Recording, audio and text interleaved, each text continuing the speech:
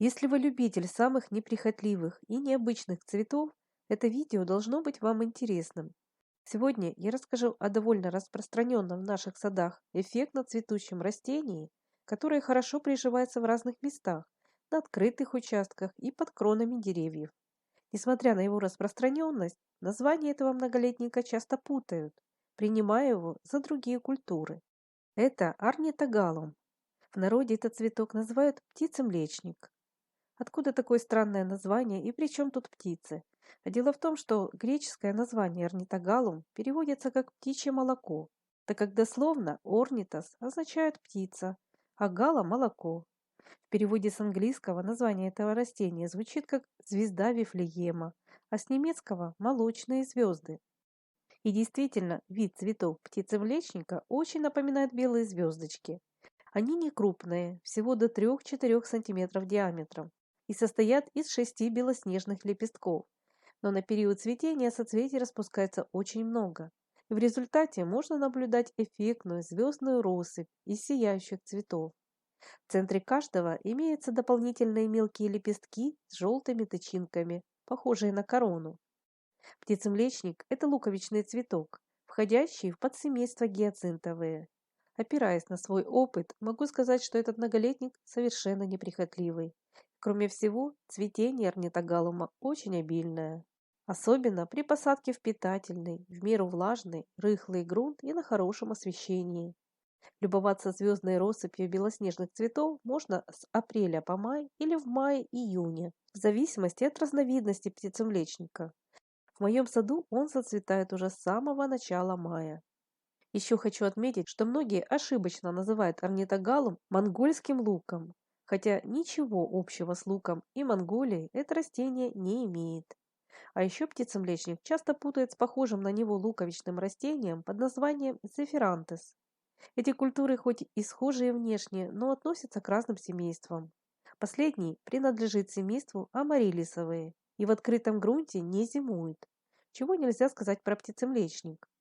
В моем саду, который находится в климатической зоне 5Б, он неоднократно выдерживал морозы до минус 23 градусов без какого-либо укрытия. Хотя в природе насчитывается около 150 видов этого растения, среди которых есть и более теплолюбивые представители. В зависимости от вида, высота орнитогалума вместе с цветоносами может составлять от 25 до 80 сантиметров. Птицемлечник очень хорошо размножается дочерними луковичками. С годами посадки орнитогалума постепенно расширяются, образуя эффектные полянки из узкой темно-зеленой листвы и россыпи звездчатых цветов. Из особенностей птицемлечника стоит отметить, что он способен расти в самых разных местах. Имейте в виду, что в тени он приживется, но там его цветочки будут в виде прикрытых бутонов. Чтобы соцветия полностью раскрыли свои лепестки, им нужен свет. Например, в сумерки или пасмурную погоду звездочки остаются закрытыми. Как только тучи расходятся и небо проясняется, лепестки постепенно раскрываются. На каждом цветоносе имеется несколько цветов. Например, у вида птицемлечника крупного их насчитывается от 20 до 60 штук, а у орнитогалума пирамидального аж до 100 цветков. Они раскрываются постепенно, начиная снизу вверх. Самый распространенный вид птицемлечника – зонтичный. Скорее всего, именно он и произрастает на моем участке.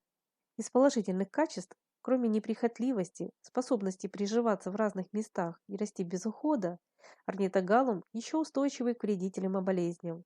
Однако в подтопляемых местах с частым застоем воды растение может подгнивать. Размножить птицемлечник очень легко отделением луковиц.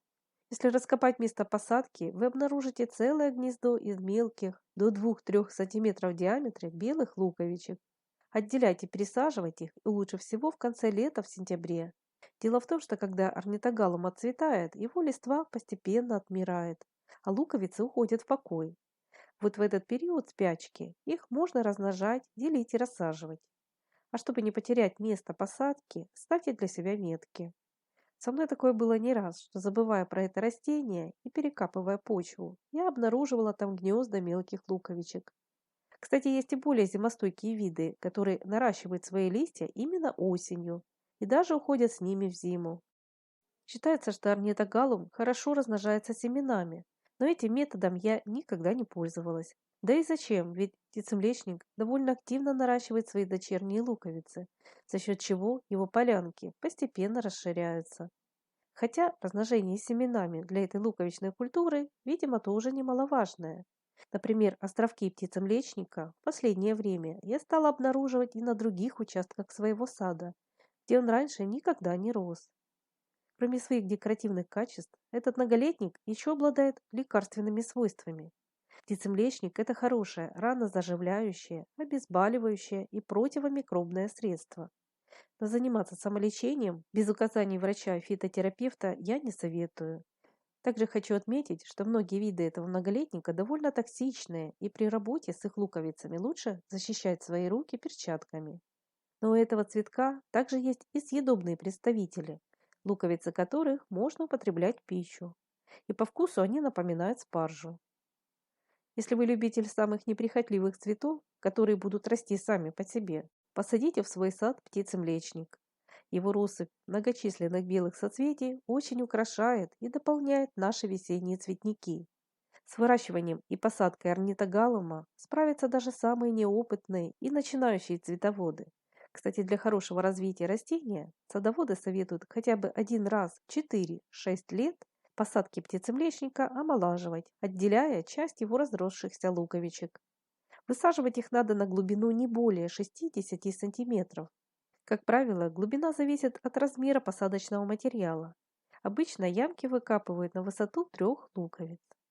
Если же вы захотите размножить орнитогалум семенами, учтите, что цветение сеянцев наступит только спустя несколько лет. К тому же семена потребуют длительной стратификации, то есть обработки холодом. Среди птицемлечника также есть немало видов, которые можно выращивать не только в саду, но и в домашних условиях. Надеюсь, что мой сегодняшний обзор немного ближе познакомил вас с этим интересным многолетним цветком. Если вы уже выращиваете орнитогалум, поделитесь своим опытом в комментариях. Не забывайте также подписываться на наш канал и нажимать на колокольчик, чтобы не пропускать выход новых роликов. А если это видео было вам интересным, не забудьте, пожалуйста, поддержать нас своим лайком. И до новых встреч в нашем добром саду.